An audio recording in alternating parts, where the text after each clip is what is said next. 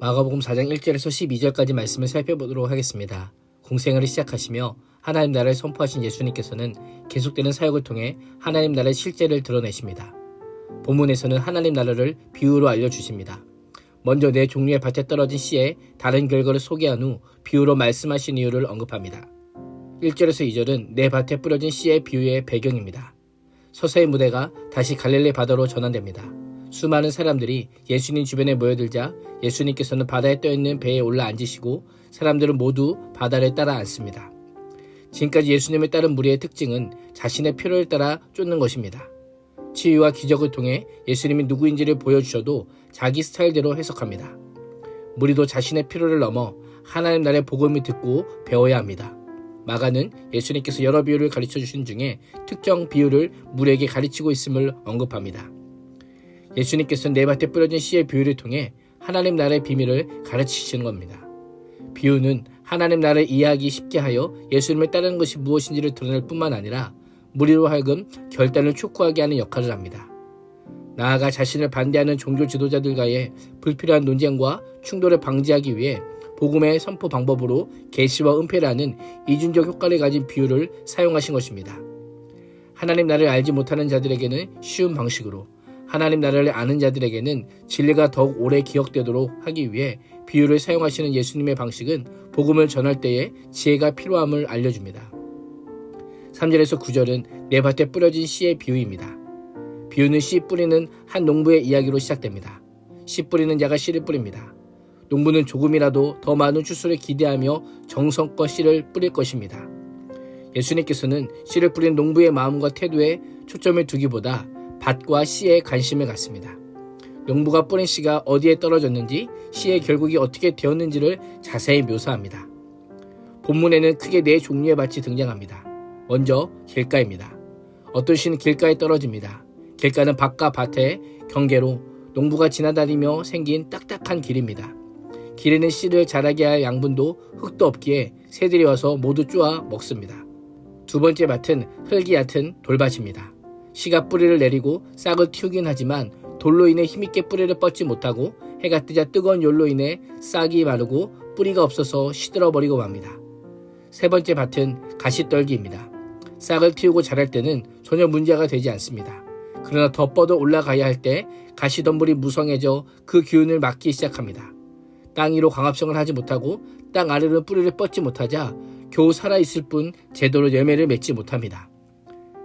위 세 가지 밭에 공통적인 요소가 있습니다. 씨가 뿌려지자 씨의 생명을 위협하는 방해 요소들이 있다라는 겁니다. 씨는 금을 이기지 못하고 말라 죽기도 하고 결실을 하지 못합니다. 하나님께서 우리에게 원하시는 것은 얼마나 오랫동안 신앙생활을 했는가, 얼마나 많은 신앙의 지식을 가지고 있는가가 아닙니다. 신앙의 결실, 신앙의 열매를 기대하십니다. 하나님의 말씀이 우리 인생에 뿌려져 개인의 인격과 삶의 터전에서 열매를 맺기를 원하십니다. 우리의 모습은 어떠합니까? 신앙의 연수만 오래된 자입니까? 아니면 연수는 물론 열매를 맺고 있는 그리스도인입니까? 주님은 우리에게 좋은 열매를 맺지 아니하는 나무마다 찍혀 불에 던지우리라고 경고하십니다. 마지막 밭은 좋은 땅입니다. 앞선 세 종류의 밭과는 전혀 다릅니다. 본문에는 언급되지 않지만 좋은 땅은 씨가 자라고 열매 맺을 수 있는 최적의 조건을 가지고 있습니다. 딱딱하지도 않고 잡초도 없고 흙도 양분도 충분합니다. 좋은 땅에 떨어진 씨는 싹이 나고 잘 자라 30배, 60배, 100배의 열매들을 맺습니다. 비유를 마치신 예수님께서는 들을 귀 있는 자는 들으라라고 합니다. 말씀을 들을 것인가 듣지 않을 것인가 선택하라는 명령이 아닙니다. 오히려 말씀을 듣고 깨달아 행하는 자에게는 구원이, 행하지 않는 자에게는 심판이 있을 것이라고 하는 경고의 메시지입니다. 천국의 비밀은 무리와 제자들의 마음밭에 모두 뿌려지지만 예수 그리스도를 믿고 따르는 제자들만이 그 비밀을 알 수 있습니다. 나는 어떠합니까? 천국의 비밀을 소유한 자입니까? 하나님 나라의 복음을 믿고 따르는 자입니까? 10절에서 12절은 하나님 나라의 비밀입니다. 예수님께서 혼자 계실 때 12 제자들과 그 곁에 있던 사람들이 들려주신 비유가 무슨 뜻인지 묻습니다. 비유의 표면적 의미는 알지만 숨겨진 비밀은 몰랐던 것입니다. 예수님께서는 너희에게는 하나님 나라의 비밀을 아는 것이 허락되었으나 다른 사람에게는 모든 것을 비유로 말한다라고 하시며 무리에게는 감춰져 있지만 제자들에게는 나타내십니다. 예수님은 하나님 나라의 비밀을 깨달을 수 있는 자와 깨달을 수 없는 자로 분류하시며 마음이 완악하여 말씀을 불신하는 서기관과 바리새인들은 스스로 예수님을 떠나 외인이 되었다면 지금 이 자리에 있는 제자들은 예수님을 믿고 따르기에 외인이 되지 않았다라고 말씀합니다. 예수님은 듣고 보고 깨닫는 자만이 하나님 나라를 경험하고 그 외에는 보기는 보아도 알지 못하며 듣기는 들어도 깨닫지 못하게 하여 결국 죄사함을 얻지 못하게 하려 하심이라고 말씀합니다.